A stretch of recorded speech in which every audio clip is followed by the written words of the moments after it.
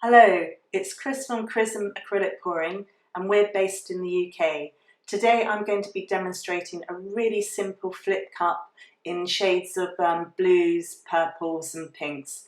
Hope you enjoy. I hardly ever use white in my flip cups and I decided to give it a go for a change. So I started with white acrylic paint and then I added a few drops of silicone which I mixed in quite well. I wanted this flip cup to be quite pretty, so I had some pale pink that I had mixed up for another painting, so I added this next. Onto this I put some cerulean blue and then some dark cobalt violet and then finished off with pink. I layered the colours quite carefully so they wouldn't mix too much, and then I decided, I thought I'm going to just mix them anyway. So I took one of my wooden stirrers and pulled it through the paint at the end just to give a little gentle mix and to see how this would affect the pour. When flipping my cup, I roughly aim for the middle. I can slightly reposition it if I need to, and then I always give a little drum roll just for good luck. I always leave my cup for a couple of minutes and I find this gives me the best results. I've been experimenting with different ways of lifting the cup, and at the moment I'm kind of stuck on lifting the cup and then partially putting it down halfway through, and it gives me a lovely ring effect in the middle. With the rest of the paint that's left in the cup, I just put it on the corners, and this will help when I'm tilting the canvas to get everything to cover properly. I then give the painting a torch, and this is mainly to get rid of air bubbles, but also to start activating the cells to get some beautiful shapes. I'm going to start my tilting, and I always do this stage really slowly because I find the slower you do this stage, the better your shapes will stay. I'm slowly tilting the paint to the left hand corner, and you can see I'm using my left hand as a kind of paint catcher. I'm not watching what's happening with the paint in the middle of the canvas. I'm looking at the white negative space which is slowly disappearing as the paint moves towards the corner. Once the paint gets close enough, I will drag my fingers across the sides, and then using my thumb I will help the paint to flow over the edge, but I will carry on tilting until any marks I made are covered over with the paint.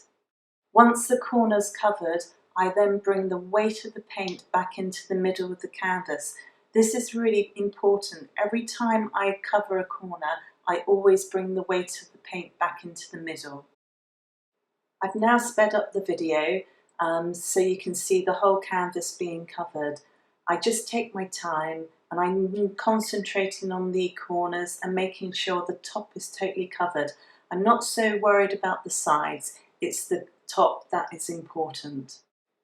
When I'm happy that everything is covered on the top, I then put the canvas down flat on the tray. This is important because if I'm going to do the sides, I want the painting to be flat. If I hold up the painting while I'm doing the sides, I will lose all the paint. So I pop it on the tray, dip my finger in any of the runoff, and then just make sure all the sides are covered and there's no bare canvas showing. So you can see some of the gradients and merging of the colours, and this is where I ran the stick through the paint. I'm now just going to give it a wee torch just in a few areas to get rid of air bubbles, but also to help activate the cells. That purple blob at the bottom was bugging me, but I thought it had some promise. I thought I could turn it into a flower. So to start off with, I blew into it just to soften the edge a bit. I did this very carefully because I didn't want to disturb any of the other paint or shapes. I then took a toothpick and then poured this through the purple colours, and I was just trying to make more of a kind of flower. I ended up with something quite alien looking, but it did actually please me and I was really happy with the end result. Here's the dried canvas. I'm a huge fan of the artist Roger Dean, so for me this kind of looks-ish like his work. That's if he had used blush pink in his colour palette. The alien flower does still look quite alien, but I just love all the delicate little lacing, and for me, I normally wouldn't use blush pink, but with the purples and blues, it looks really lovely. So just for a laugh, I've called it Purple Dean in his honour. I hope you enjoyed this video. It was just a little bit of fun, and the canvas is small but beautifully formed. Anyway, if you have enjoyed it, please do subscribe, and do take care. Speak to you soon. Bye.